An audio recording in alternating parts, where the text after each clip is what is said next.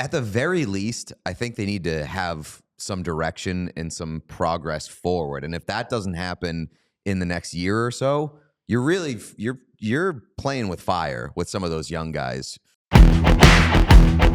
And the Blackhawks are in a bad way. Obviously, they've lost 7 of 8. They have just 4 wins in their last 17 games. They absolutely stink. They're not Sharks bad, but at least the Sharks are fun. The Blackhawks are not fun. It doesn't sound like anybody is having any fun. And after the game, the only goal scorer for the Blackhawks was made available to the media, which makes sense. It just so happens that goal scorer, who now has 7 goals on the season, so put some respect on Seth Jones's name, is somebody who is on record as not wanting to be on the team and who wants out. So when he was asked about the play of the team and how they're doing, I don't think that he's out there trying to MF anybody, but he wants out for a reason, which is that the team is bad and doesn't win. He's obviously a big part of that. But here is how he answered questions about the team's play. Refusing to play simple and turning pucks over, not just forwards, it's everybody. Defensemen, we weren't very good on the breakouts tonight. And like I said, so he's got to stand on his head to even, we have no business being in that game. Why do you think it's happening? Or obviously you guys are, you put a lot of thought and work into this, but what needs to change for this ever to, to right itself? I don't know. I think we're the exact same team right now as we were at game 1. And I think it's pretty evident out there. We haven't made any strides to be a better, more simple hockey team, And it shows, we don't get a lot of wins because of that. This is kind of an opportunity to gauge that since you started here and now 60 games and almost you're back here again? Well, this is in almost 4 years of, bottom of the league. So it's not just this year, for me at least. We do have a super chat from Clubbers Till We Die, which is amazing because you're paying for me to say this stat. It was in my notes. I was going to get to that, so shout out you. The Blackhawks were out attempted in this game, 93-39, which is absolutely horrible. That Seth Jones stuff, though, is we want athletes to be honest, and the reporters were giving him an opportunity to just merely keep it at what a disappointing season this has been, because they went out, they signed Tyler Bertuzzi, they signed Teuvo Teravainen. They really had designs on taking a step forward this year, and they haven't. They've been horrible. Jones reminds the questioner, though, that I'm not really just talking about this season. I'm talking about since I have been here. It is year 4 for him. It's year 3 of this contract, which obviously has not gone well. But the whole Blackhawks thing has not gone well for the last 4 years. So honest words from Seth Jones. I just think the timing of, not they should be hiding this guy from the media, but I do kind of say to the Blackhawks, what do you expect?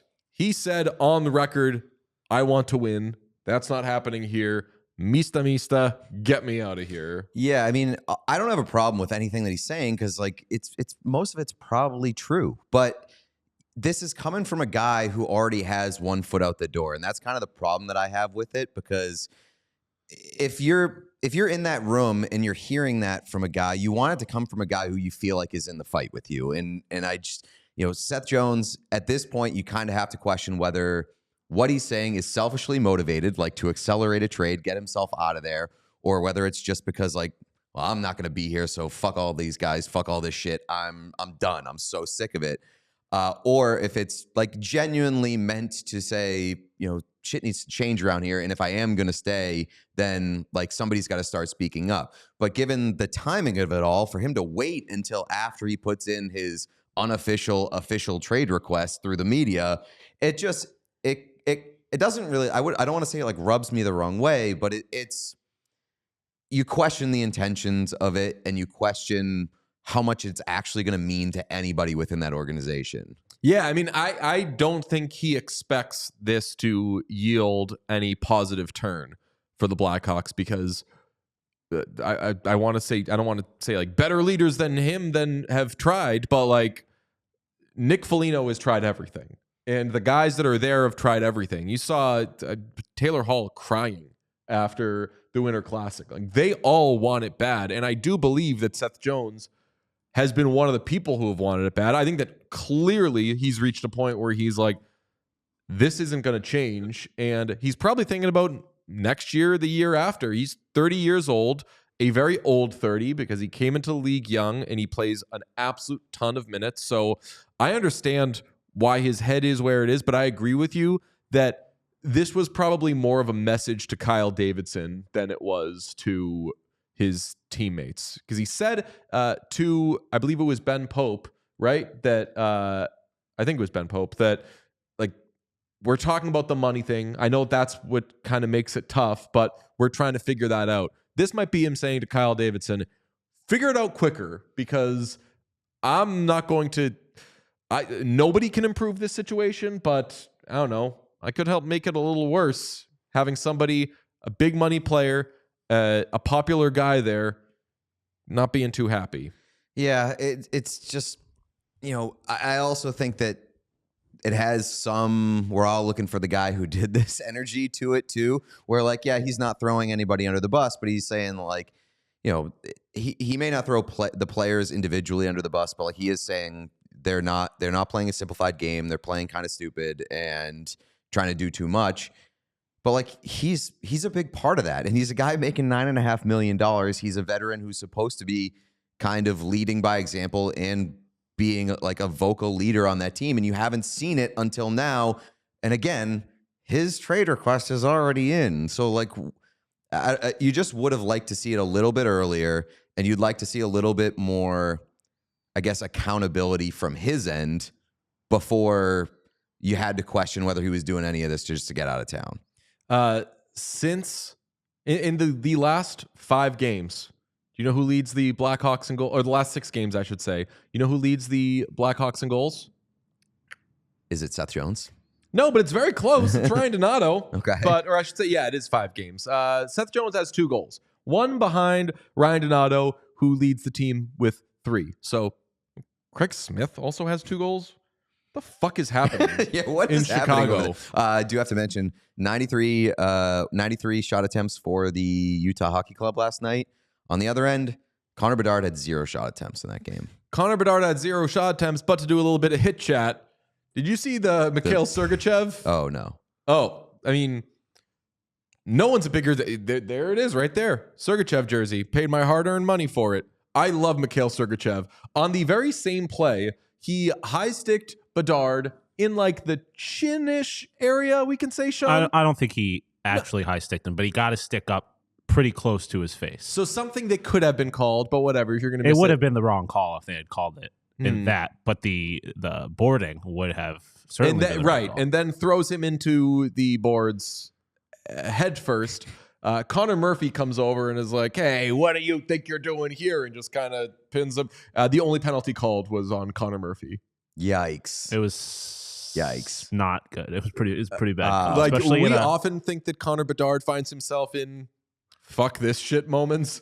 That would be a huge fuck this shit moment for me if I were Connor Bedard. Well, speaking of fuck this shit moments from Connor Bedard, I thought you were going to say, did you see the footage of him in the penalty box during that game last night? Did you end up seeing that? I just saw, there was like 30 seconds. I only watched 5 seconds of it. Okay, yeah. Well, the 30 seconds were all the same thing. It was him just looking like he wanted to die the entire time and just like so sick of his entire life. And like if you were going to do a top 15 rankings of players that look like they wanted to die during a game, I'm sure 14 of them would be Quinn Hughes. But that one might be number 1 because it was like you said, it was like 30 seconds long, and it was him just being like, fuck, I hate this. So and Connor Bedard is going through it as well. So we famously were well ahead of the Seth Jones trade stuff by a year, maybe even over, like slightly more than a calendar year ahead of it. I know that people joke about it. At some point, do you think other guys start saying, if you could, would not hate being moved? And does that list at some point end up having Connor Bedard on it? I mean, I'm not going to go that far yet. I mean, we're a year and a half plus into Connor Bedard's career in Chicago. Like, you obviously want to see things start turning around.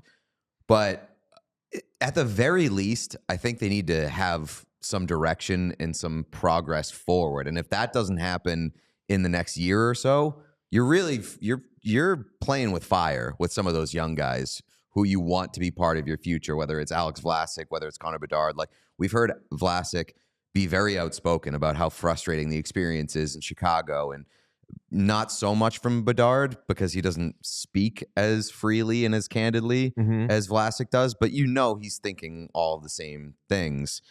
And like, those are your two biggest pieces right now that you're building towards, plus Nazar. Like, you have to keep them at least a little bit satisfied with a taste of success and start building towards it. I think the first step is getting a coach. Maybe the second step, if you want to consider the front office and making a change there. But they absolutely need leadership change there at higher levels, and they need better players. Like, it's just what's going on right now is so sad and so toxic.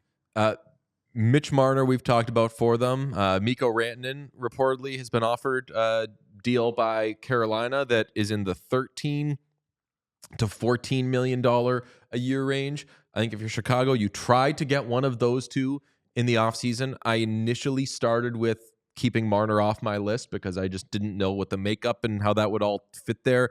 You nailed it. You just need good players, and you've got some coming. You've got like Levshinov maybe next year will be his first year, but Sean, you know better than anybody. You trying to build your operation around a rookie defenseman or a really young defenseman, you need more than just that. You need veterans, and I like the veterans that they have as people, and I think that Nick Foligno definitely can still play, but they just need I feel like to some degree they do have quality, like leadership. They do have quality.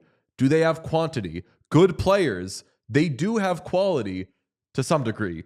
Do they have quantity? So that's what it's going to be about in the offseason. But man, like, I think the Seth Jones thing needs to end as soon as it can. Well, I mean, that's apparent, and I think it speaks to like a bigger thing. And you kind of mentioned this earlier with the Sharks. Like, the Sharks are a bad young team that's having some fun, and they like to be around each other, and you don't get any of that vibe from the Chicago Blackhawks. Like, they need to get better players. I think they need to get more leadership, and they need to focus on repairing vibes there this offseason as well, because at the very least, if you're not going to be a good team or be a contending team, the young guys that you're building around and want to be a part of your future, you have to make sure that they enjoy coming to the rink every day. And I do not think that many of the guys in that locker room enjoy coming to the rink every day. Good question from Kelly. What free agent is going to willingly go to Chicago at this point?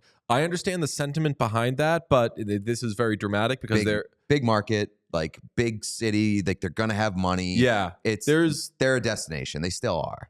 I will remind you that Zdeno Chara turned down more money from multiple teams to sign with the Boston Bruins when the Boston Bruins were bad. Mm-hmm. And a vision was explained to him, and obviously a captaincy was given to him, which was very important. But there is stuff about this that players can believe in and players can see. I mean, I always think of ego when it comes to this, where like, that team sucks because they don't have me. Yeah. And once I'm there, they're probably going to be a lot better because, I don't know, somebody who's been on mostly good teams like a Mitch Marner will be like, oh, well, once we get there, we'll probably make the playoffs. Because I always make the playoffs. And if you're like a Mitch Marner or you're a Rantanen and you see like the opportunity to get in on the ground floor of something and be like one of the guys. And yeah, like they've been the guys in Colorado and in Toronto, but not in a way where like they're like, I don't know if that's right, but like not in a way where like they are a centerpiece. Like, I guess Mitch Marner and Rantanen were kind of centerpieces, but like there were bigger fish in front of them. What's up? They've never been top two on their team. Yeah. I mean, Marner is iffy, I guess you could say, but like Rantanen obviously behind Makar and McKinnon. I mean, I guess now you could say he's top two, but yeah, I would just say like overall, the state of the Blackhawks right now is not like, I don't think it's still a destination for a free agent. Oh, definitely. And they're becoming, for me, because like last year, the Blue Jackets were kind of we just want something good to happen to this team. And we'd want to stop hearing bad stuff about players wanting out or like obviously like the Line A stuff was a big bummer. And then you get hit with the number one team on our can something good happen to this team list. How's the worst possible thing happen to them? And this year, they're through heart and through good coaching, and they're just through a lot of young talent that they have. And obviously Sean Monahan and Werenski, they've become a really good, really fun team. This year, the Blackhawks are like my Western Conference version of what the Blue Jackets were for me last year, where I was like, can we get a good week for these guys? Mm-hmm. Can we get some news that comes out about these guys that is cool? Can Connor Bedard go on some streak that's like even a stupid cherry-picked stat where we're like, wow, that's the best week by a second-year player in the Western Conference? They need to give him a framed photo like they gave Kevin Lankinen. Yes, can we get a Kevin Lankinen week out of Connor Bedard? Next year, I want to be talking about the Blackhawks in some sort of, hey, isn't it great that shit's over kind of way? And I don't think it's impossible. I mean, if I was in charge of the Blackhawks right now, I think my first order of business would just be giving David Carl a blank check.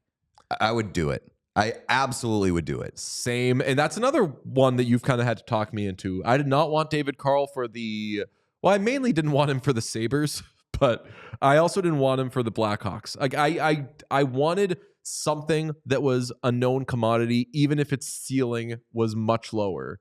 Like, this is gross. Like a Lindy Ruff. Like a Todd McClellan. Yeah. I mean, Todd McClellan's done great in Detroit, but like Todd McClellan is more of a coach built for a team ready to compete. Yeah, definitely. That's what I was going to say. I feel like the Sabres at the beginning of this year were in a very different place than where the Blackhawks are now. Like, even if it's not going to be the guy that's going to win you a cup, a guy that can develop your young guys. A bunch of people in the comments have been talking about how good their farm system is. Like, if you can get a developer, that's going to take you a long way, I think. Like, I think it makes sense to have a coach who has somewhat of a timeline that kind of aligns with the roster on your team, which is like David Carl, if he needs to figure out the NHL game for like a year or two before he actually like, and I think David Carl can be a good coach immediately at the NHL level. I believe in him as a hockey coach.